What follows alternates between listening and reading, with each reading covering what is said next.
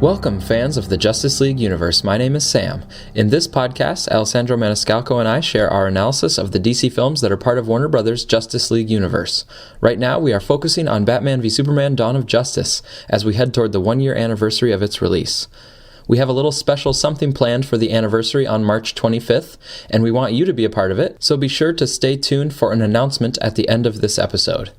The main content of this episode, though, is going to be our analysis of scenes 67 and 68 in BVS, which is the U.S. President's decision to hit Doomsday with a nuclear missile, and also Batman's decision to try to lure Doomsday to the kryptonite spear.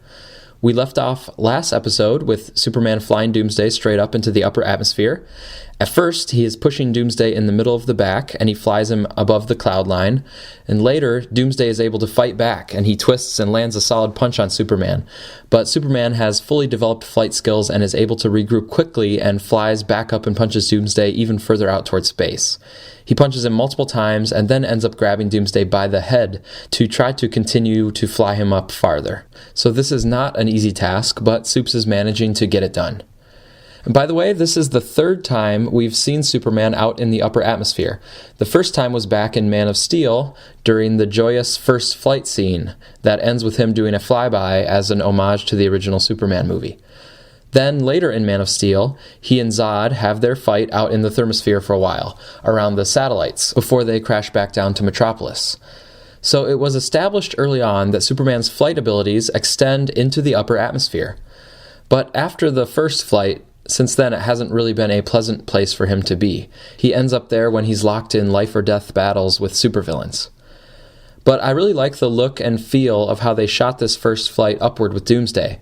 Instead of shooting entirely from below, with Superman taking Doomsday up and away from camera, they mostly shoot from the side, and they track upward with the characters so that we can see the detail of them, which I think that detail is important because we will need to connect with Superman emotionally, both when he's hit with the nuke and later when he recovers in the sunlight.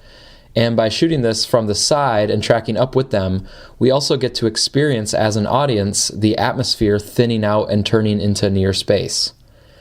Of course, the most important thing in scene 67 is not actually Superman. It is the decision made by the president as he talks to Secretary Swanwick back at the Pentagon.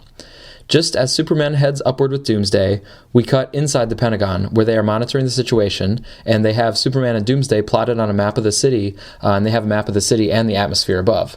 And Major Farris says that they've cleared the city, and Swanwick draws the logical conclusion that Superman is taking Doomsday into space. With Superman taking Doomsday out of the stratosphere and into the thermosphere, the chairman of the Joint Chiefs immediately says, "We can go straight to Key Red." From this, we can infer that the chairman, and probably others too, had already been thinking about using nuclear weapons on Doomsday. They probably started thinking about nukes right after they saw how ineffective conventional weapons were. But those first considerations of nukes probably ended with the idea that they couldn't do it so long as Doomsday was still in Metropolis, where there would be hundreds of thousands of civilian casualties. But now, the main drawback to using a nuke has just been removed by Superman flying Doomsday up hundreds of miles. So, of course, they're going to think about the nukes again, with the chairman being the main character who's calling for the nukes explicitly. And speaking of the chairman, I think there might be a slight little Justice League universe discontinuity here. But maybe someone else can check this for me. In BVS, this character is listed as the chairman of the Joint Chiefs, and he is played by Greg Voiland. But in Suicide Squad, there is also a character listed as the chairman, and I assumed that that was the chairman of the Joint Chiefs, but he was played by Aidan Devine. So it would have been cool to have the same actor in both roles, but that's not what we got. And it may not actually be a discontinuity because it is technically possible that the chairman was replaced between the time of BVS and the time of Suicide Squad.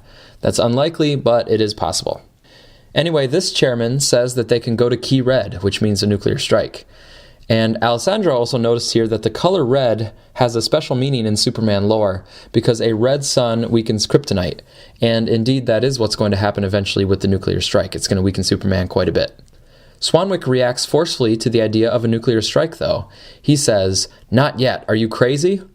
It's pretty bold, calling the chairman crazy, but it's an intense situation and they need to be able to speak their minds frankly, which is what they're doing. And Swanwick is not actually taking a stance against nukes entirely. He just says, not yet, because Superman is still there with Doomsday.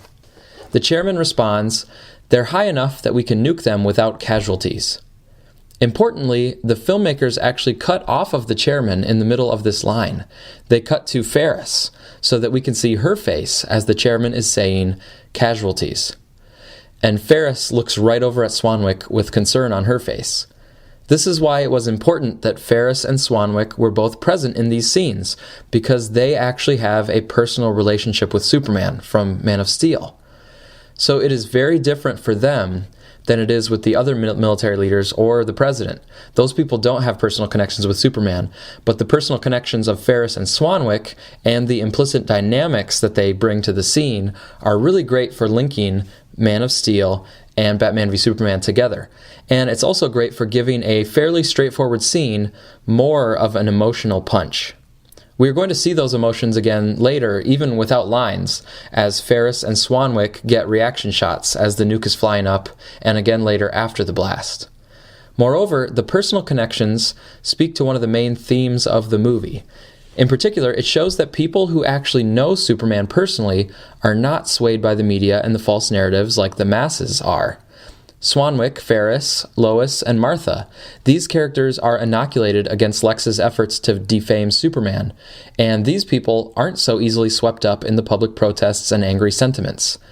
This idea that personal knowledge and first-hand knowledge inoculates you against rumor and speculation, it also speaks to our real world, where media and alternative media outlets, or rich billionaires, in our world can paint refugees as dangerous killers, or immigrants as criminals, or Muslims as terrorists, or trans people as perverts.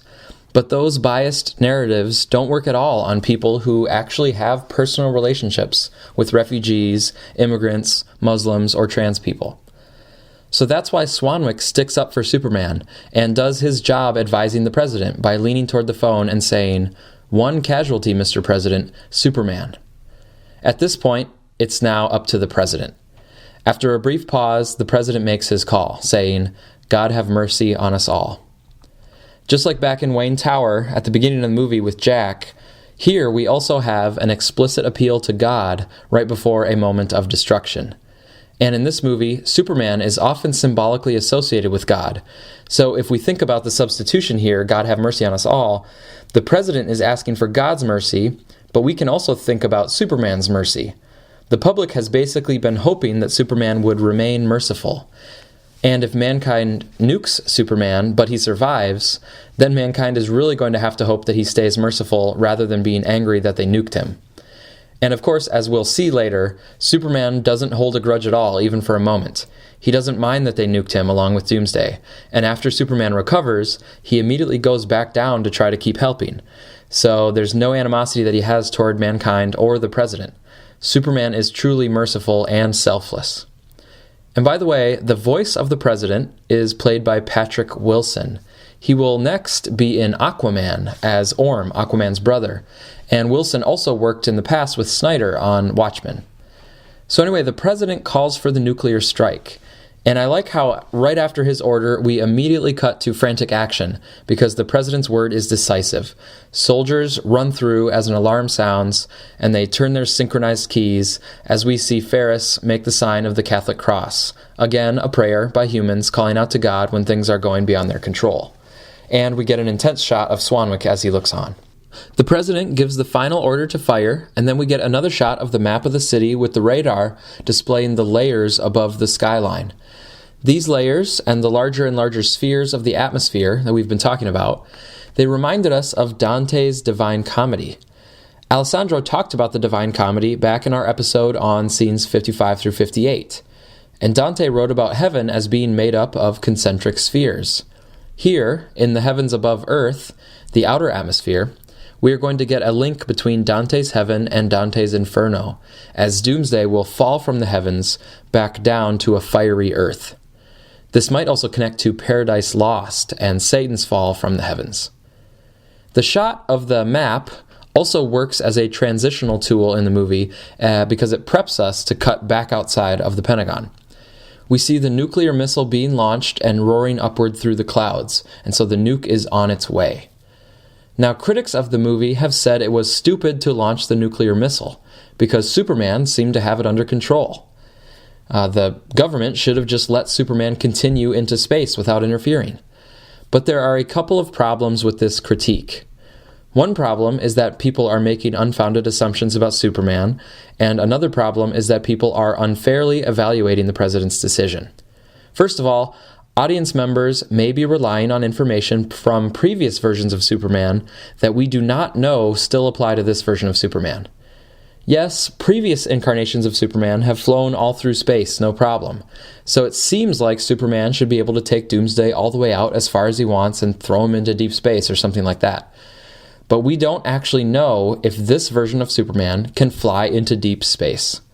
We've only seen him in the lower parts of the thermosphere, and definitely we've never seen him beyond the exosphere.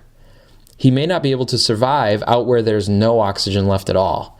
And it's also very possible that his flight powers might not work out in deep space. In the Justice League movie universe, Superman's flight powers seem to operate by manipulating gravity in the local space right around him. But if he's in deep space, then the Earth's gravitational pull would be very weak, and maybe that would inhibit his gravity-based flight powers.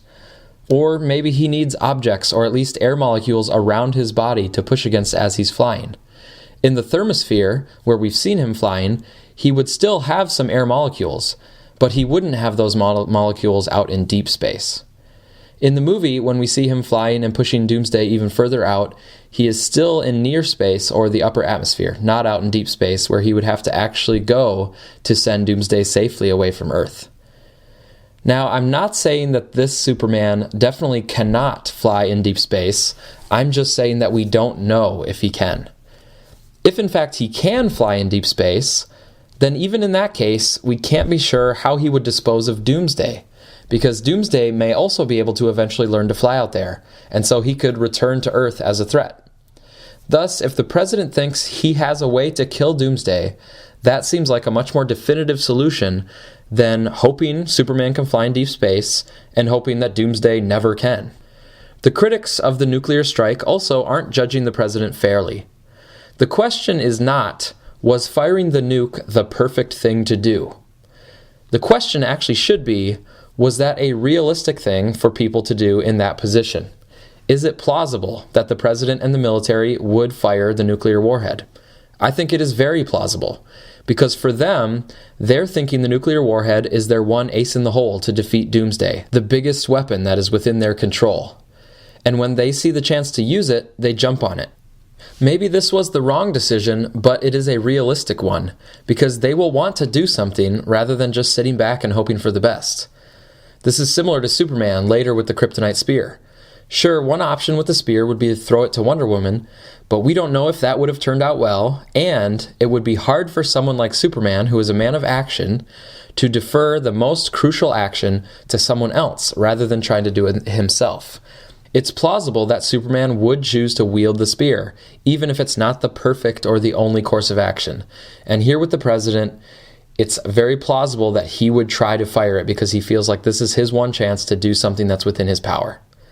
So back to the nuke, the only reason the government would not fire the nuke would be if they knew with certainty that Superman had Doomsday under control.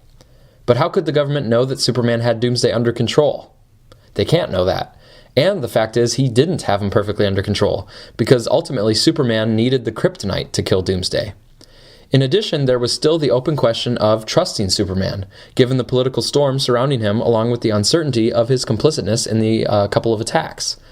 Keep in mind, too, that the government was getting their information at this time from CNN, which showed Doomsday coming from the Kryptonian scout ship. So this, too, could have caused doubt as to Superman's role in unleashing the beast. While the government may not want to believe Superman is guilty, they don't really know for sure what Superman's role is in all this, and he is still an illegal alien who can't be controlled, and the priority of the government is the safety of its citizens. Given current events and the overall climate of fear about outsiders, the president's actions in Batman v Superman aren't far-fetched at all. Also on this topic, we can think about other possibilities of stopping Doomsday if Superman wasn't able to, or if the nukes didn't work. One BVS fan, Superbro, over on the Man of Steel Answers website, wondered what would have happened if they couldn't actually stop Doomsday here. What would have been Lex's plan after that? Superbro said that maybe Lex would have recruited the Justice League himself and formed them together to stop Doomsday, and then Lex would try to become the head of the League, so long as Superman was dead and people hadn't figured out that Lex was the one behind all the events of BVS. But Doc, from Man of Steel Answers, disagreed with Superbro's idea about Lex. He said that Lex didn't actually care to stop Doomsday, nor Darkseid after that, because Lex would have felt he had already proved his philosophical point about the ugliness and brutality of godlike beings. Now, Alessandro and Doc don't exactly see eye to eye on this. Alessandro's position is that Lex thought he could control Doomsday, and that Lex didn't find out about Darkseid until after Doomsday was unleashed. Alessandro thinks there's still a connection to the prior versions of Lex Luthor, who cares about humanity and who is trying to stick up for humanity against the intrusion of the metahumans. Lex wants to be humanity's hero, and proving his philosophical point is not really about God and power so much as it is about turning the public against superpowered beings. As for me, I can see both interpretations, and they both have supporting evidence in the movie, both Doc's interpretation that's more philosophical and Alessandro's interpretation that's a little bit closer to previous incarnations in the comics. But looking strictly at BVS and not at prior versions of Lex, I probably side a little bit more toward Doc's position. I didn't actually see any genuine care and concern for humanity on the part of Lex. I think anything that kind of looked like care for humanity was just a false front. I also didn't see any clear evidence that Lex intended to ride in as the hero to save the day, like he has done in some past stories. What I saw the most from Lex in BVS was that he cannot stand hero worship or someone like his father, or like Superman, or like God, who is held up in great esteem by the public. Lex's worldview requires him to tear down anyone like that, tear them down both physically and in the eyes of the public. In the early scenes with the senators, he is trying to assess the exact standing of Superman in the eyes of the government, and he is also trying to see who might be his allies in tearing down Superman's reputation. Lex finds that Senator Finch is definitely not an ally in this effort because she sees through him.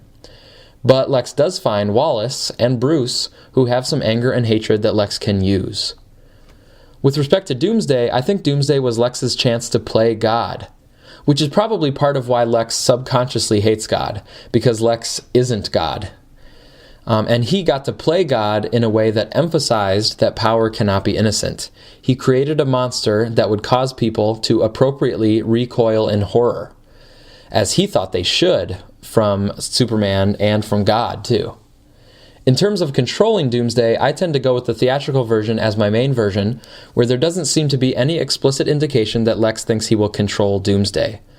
Blood of My Blood is more of a religious reference, and the idea of Lex as a creator, not an indication that he will perfectly control Doomsday's behavior. But anyway, the government doesn't know anything about how Lex created Doomsday or what Lex's ultimate plans are.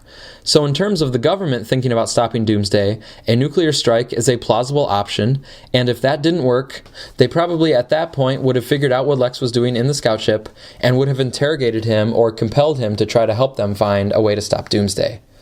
If, like we have speculated, Lex actually did keep at least a little bit of kryptonite for himself, then maybe they could have tried to use that to defeat Doomsday. In terms of the actual events of the movie, though, the nuclear missile sails upward and then separates from its initial booster, firing forward with a secondary booster towards Superman and Doomsday. Doomsday has put up a bit of a fight against Superman, but Superman is much more agile in the air and is able to punch Doomsday farther upward and then grabs him by the head as he tries to continue their flight up and away from the planet. Superman notices the missile coming toward him, and he must figure out right away what it all means. He doesn't seem to ever show disgust or frustration with the government for firing the nuke. He just takes it in stride and actually does what he can to force Doomsday right into the nuke. Now, I don't think enough credit has been given to Superman for this action in BVS. This is really a sacrifice just as much as his later sacrifice at the end of the movie. Superman here with the nuke did not actually know if he could survive a nuclear blast, and yet he still threw himself right into it to make sure that it hit Doomsday full on. If you're thinking, yes, Superman can survive a nuclear explosion, then you are either guilty of hindsight bias, you're thinking that he did survive the nuclear blast, but that's different than knowing beforehand that he was going to survive it. Or you are assuming too much about what Superman knows, like if you are assuming that Superman must know he's able to survive nuclear blasts. There is actually no way that Superman would have known ahead of time that he can survive a nuclear attack. He never could have tested something to that level. And even though he knows he's bulletproof and he's able to withstand drone strikes and stuff like that, it's a whole different story to talk about a nuclear attack. I'm pretty positive this is the first time he is being hit with a nuclear warhead. So Superman does this incredibly selfless act of throwing himself and Doomsday into the nuke. The music building up to this moment is really poignant, a slowed down and richly orchestrated version of the Superman flight theme, alternating between a full octave interval and a seventh interval, which is just a half step below. And the choir is a nice touch here, adding to the drama of the moment. And I also love the sound of the roar that reverberates into the distance right as the missile hits Doomsday, and we cut away back down to Earth's surface. There's a huge spherical blast and glow of the upper atmosphere nuclear explosion. These kinds of nuclear detonations have actually been conducted by the United States back in the 1960s. They were called the fishbowl events. And interestingly, the nukes were delivered into space by missiles called Thor missiles. One of the nukes was detonated 250 miles above the planet, so right about in the middle of the thermosphere, at the same altitude as the International Space Station flies now. Because the atmosphere is so thin up there in the thermosphere, it didn't produce the typical mushroom cloud when they did these tests. Instead, it produced a huge glowing spherical light show with auroras. Actually, I don't need to try to describe it because those high atmosphere nuclear detonations basically looked like what they showed in Batman v Superman. The biggest real test was called Starfish Prime, and there are photos of it, and it looks like those photos were probably used as a direct visual inspiration for the BVS team, because BVS has this nuclear explosion that looks very realistic. We see Batman looking up at the explosion, and he says, "Oh God." So again, we get the constant religious overtones and the linkage between God and Superman. Batman is reacting not only to the explosion, but now he also has concern for Superman as an individual, who he has recently come to appreciate. Like Swanwick and Farris, now we can count Batman amongst the people who actually have some understanding and personal interactions with Superman.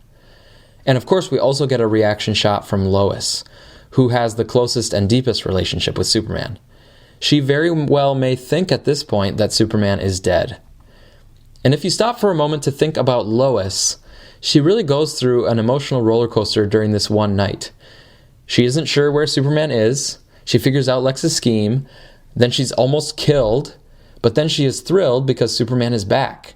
Then she is worried because Superman has to go fight Batman. Then she sees Superman defeated and about to be killed. She's able to get there in time to save him, but then he has to go try to stop Lex. Then she feels right here in this moment that Superman may have been killed by the nuclear explosion. And then later this night, she will be happy when she sees that he isn't killed, and they have a quiet moment together as they get the spear.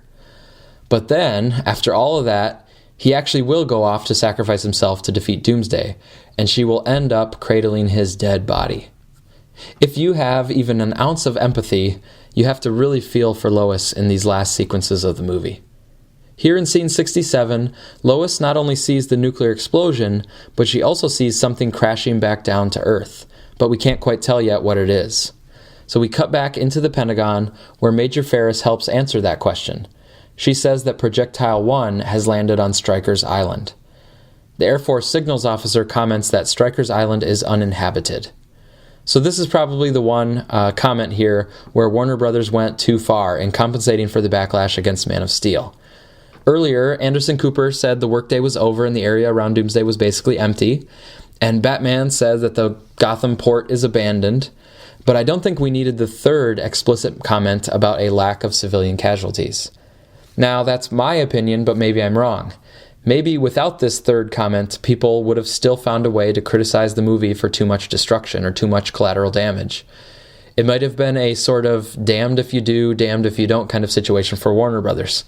There's either too many casualties or they get flack for saying that there aren't casualties.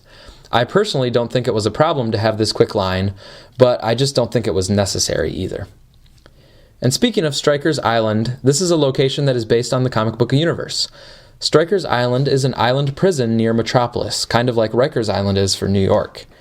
Strykers Island is often used to house Superman villains, but in this movie universe, it's just an uninhabited island. Next, we see Projectile 2 disappear from the monitor, and Farris says that Projectile 2 has no apparent re-entry.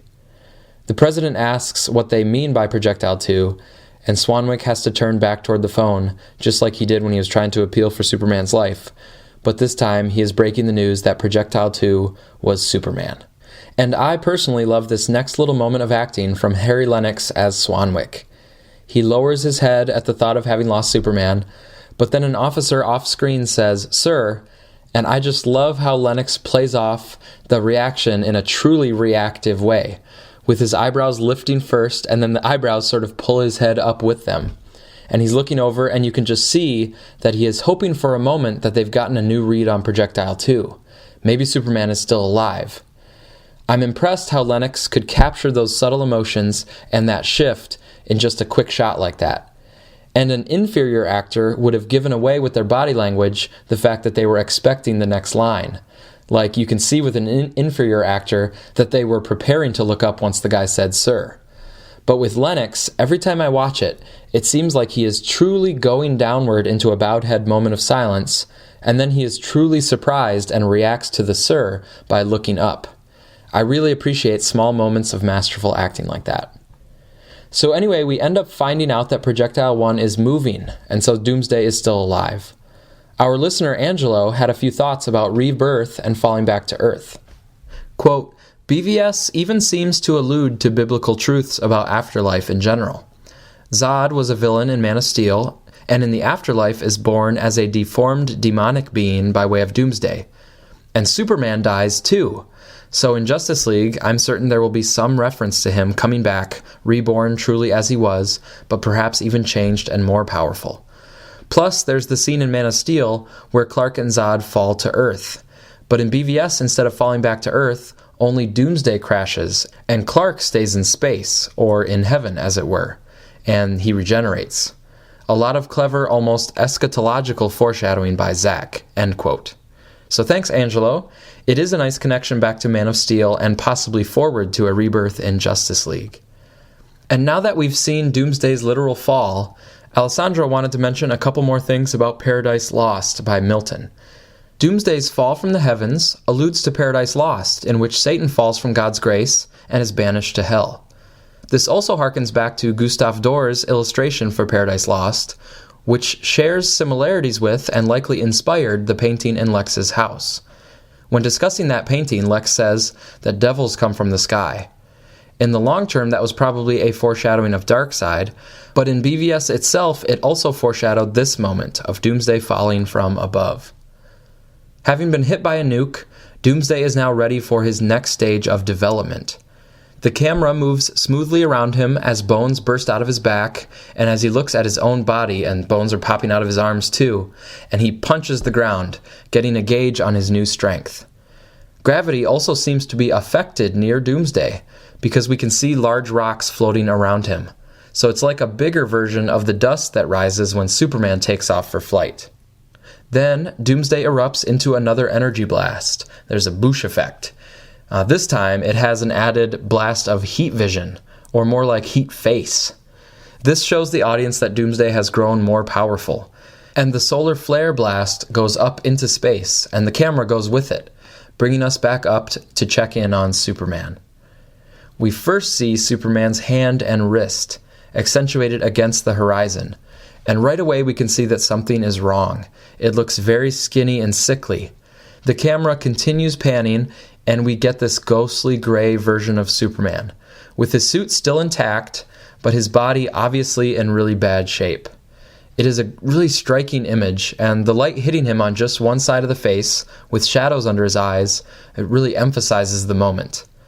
This is a clear homage to the Dark Knight Returns graphic novel, where Superman also got hit by a nuclear missile, although in that case it was a Russian missile. But the art in The Dark Knight Returns also has some really striking panels of an emaciated Superman who eventually recovers. There's also a malnourished and emaciated Superman in the Flashpoint story by Geoff Johns, but in that case it's from being locked up away from the sun, rather than from a nuclear explosion. Now, we do want to emphasize that Superman sacrificed himself for humanity 2 separate times in this movie. But what we mean by that is he was willing to die, and he put his life at risk 2 times. We do not mean that he actually died twice. In fact, he only died once at the end of the movie.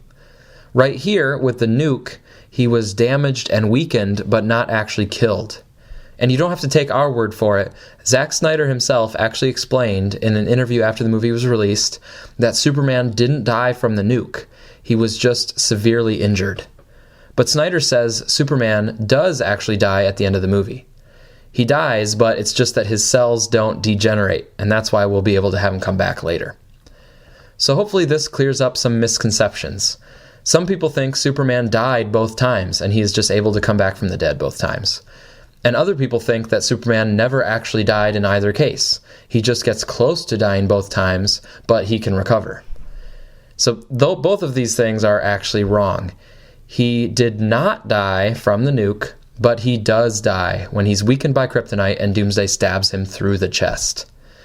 In the first case, he just simply recovers, as shown on screen. And in the second case, he dies and will be reborn somehow in Justice League. Now, for the people who think Superman never dies, we just want to say that yes, Superman can die. He's not immortal. For example, if you rip his head off or pull his torso apart, he's not going to survive because he needs his organs to function just like we do. The thing is, for Superman, it's very hard to pull off his head or puncture his skin or break his bones. It's hard to do that, but it is possible. And of course, kryptonite makes it easier to do. And as Emil Hamilton explains in The Death and Life of Superman story, Superman's body is like a solar battery that collects energy from the sun. So as Superman exerts this energy without being recharged, he will eventually be drained and become killable. But as far as the Pentagon knows, Doomsday now seems to be unkillable. He just survived a direct nuclear strike, which was the most powerful weapon that the Pentagon had at its disposal. And not only are the attacks ineffective, but they actually seem to make Doomsday more powerful, as Swanwick says. This is the sort of conundrum that also happens in the comics with the Superman villain Parasite, who can absorb the powers of those who try to fight Parasite. And Parasite was featured in Geoff Johns' book Superman's Secret Origin, a graphic novel which has had some clear influence on the Justice League universe. But back in BVS, as things are getting pretty bleak in the Pentagon, Swanwick is feeling like he may have lost Superman and not actually made any gains in fighting Doomsday.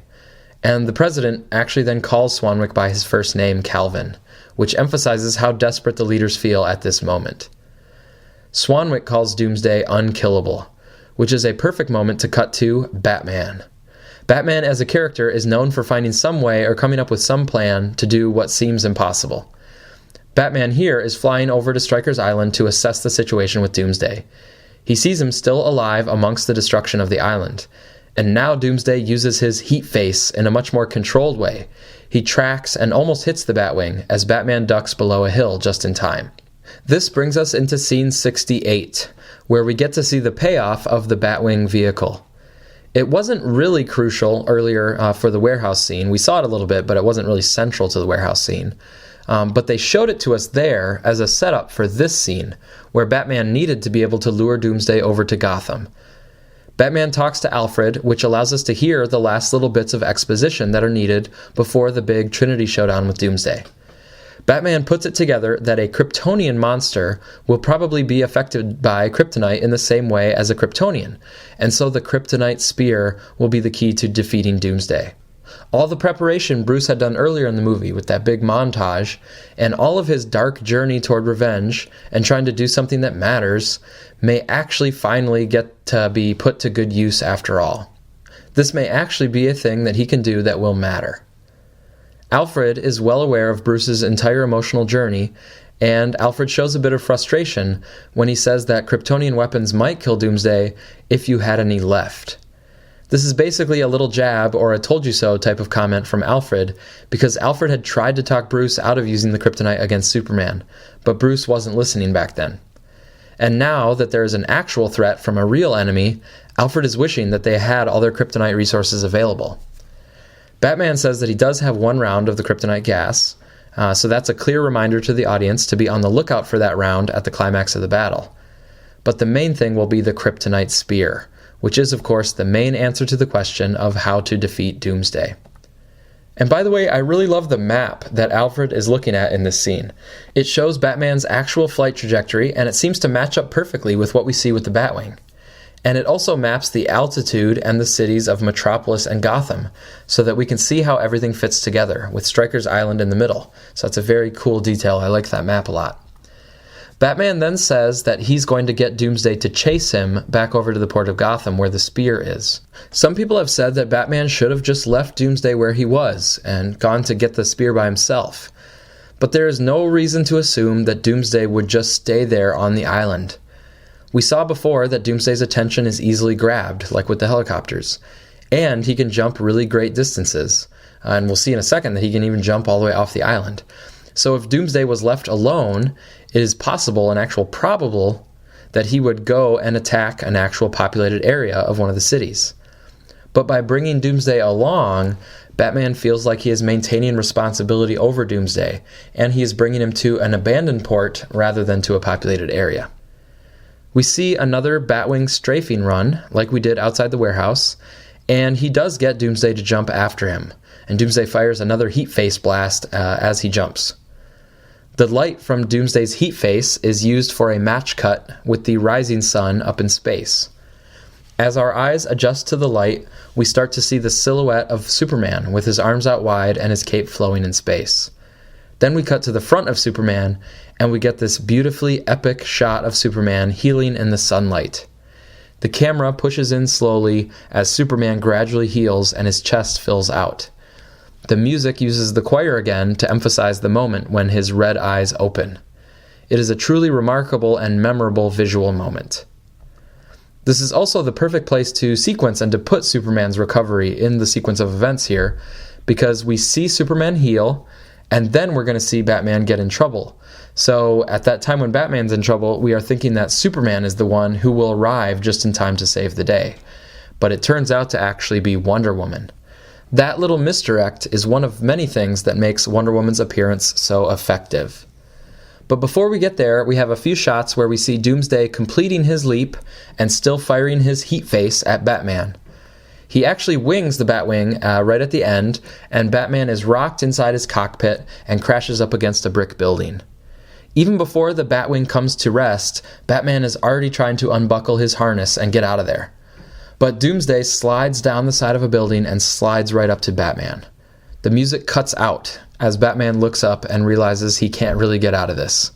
He delivers a swear that you're allowed to get away with in a PG-13 movie as long as you don't have too many of them. And I think this line from Batman works as a humorous line for a few reasons.